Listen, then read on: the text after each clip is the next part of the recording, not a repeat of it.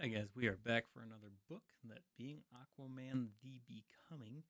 This is book 6 of 6, and this is in essence the rise of Aquaman, Aqualad becoming Aquaman. And it's just, and as you can see at the top of the title here, is the prelude to Aquamen, which came out this past week, and I just read, and it was actually pretty enjoyable. So we'll have a video on that one coming up later this week, on to next week.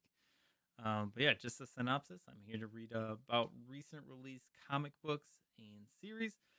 Just stuff that interests me and is on my pull list, and I just want to share with everybody else who maybe can't get these comics but is interested or wants a little synopsis to see if it's worth their time. If you could like, share, subscribe, whatever. I also stream here on YouTube and play plenty of video games, so if you want to come chat, please do so.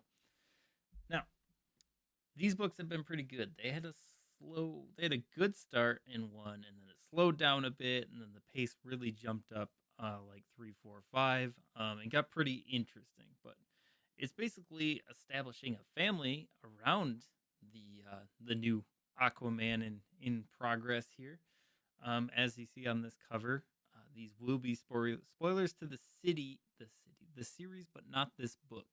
The woman to his, well, the left side of the cover, not his left.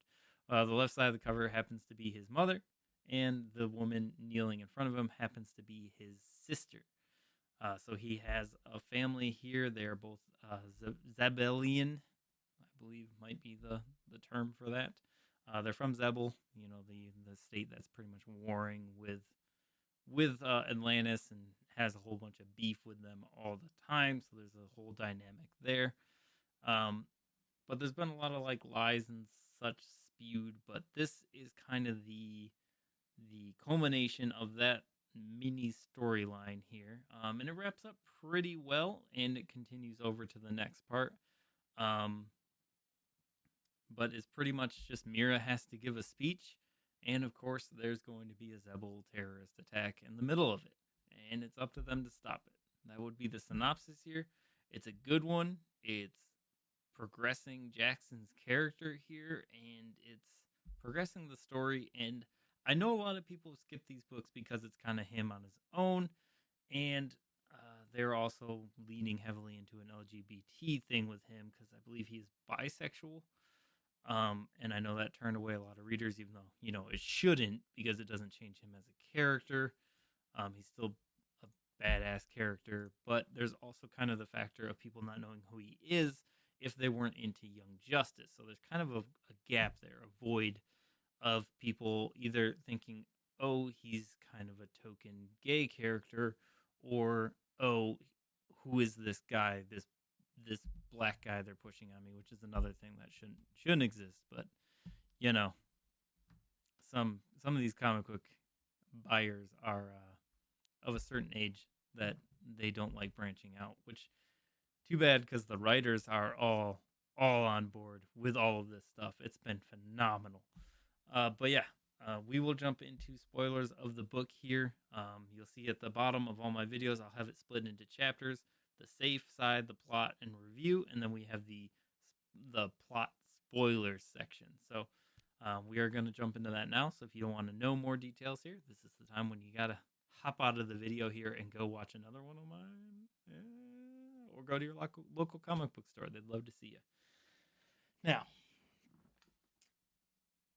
there's not much to spoil with this book. Like, it's a pretty simple plan. His mom has essentially been framed. She did get a little too murdery in her rebellion tactics when she was younger. She killed one in Lannion, and then she was like, oh, that didn't really work. That didn't get our point across. It did the opposite effect of what we wanted. But she was actually framed to do a lot more of that, and then kind of like, I believe, do or plan a bombing, but it was faked footage. But Jackson kind of casts her out because of this. And he like believes a lady that he just met 4 seconds ago over his mom, who had been lying to him for a long, long time. So it's kind of a weird scenario there for him.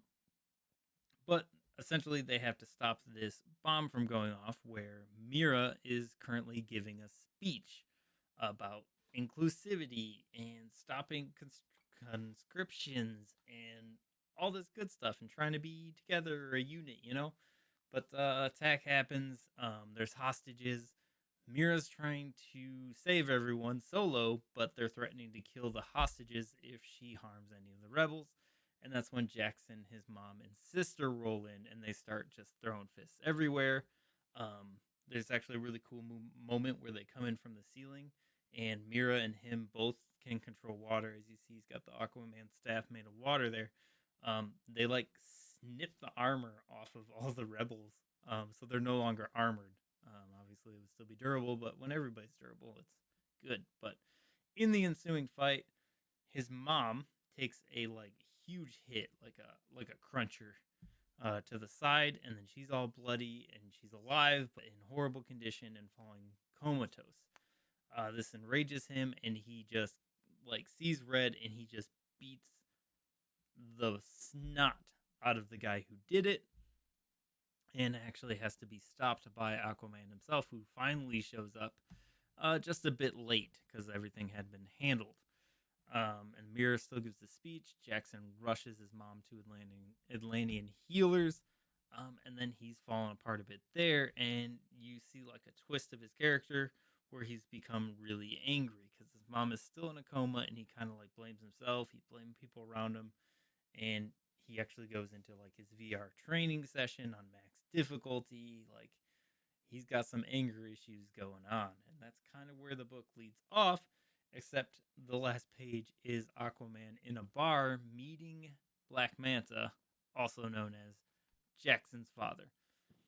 Another note I left out here: the people of Zebel and some Atlantean people have been calling Jackson Aquaman as well. So now there are two of them essentially. So I'm not sure how that's going to transition over time either. But Arthur has been training Jackson to take that Aquaman role for a while. So I think that's kind of in his agenda as well. But yeah, the last page is Aquaman meeting with Black Adam because of whatever plans they have for what's coming in the future for Atlantis, and is connecting to the Black Manta books. He had like a 6-shot series, which I read one or two, and it was just extremely jumpy, extremely jumpy. Very hard to read, very hard to track, so I ended up dropping it. But which sucks because I do love Black Manta. I love me some Aquaman. I love Black Manta. And I always thought they were so cheesy until I actually started reading Aquaman books, and it's like, okay, these guys are actually good.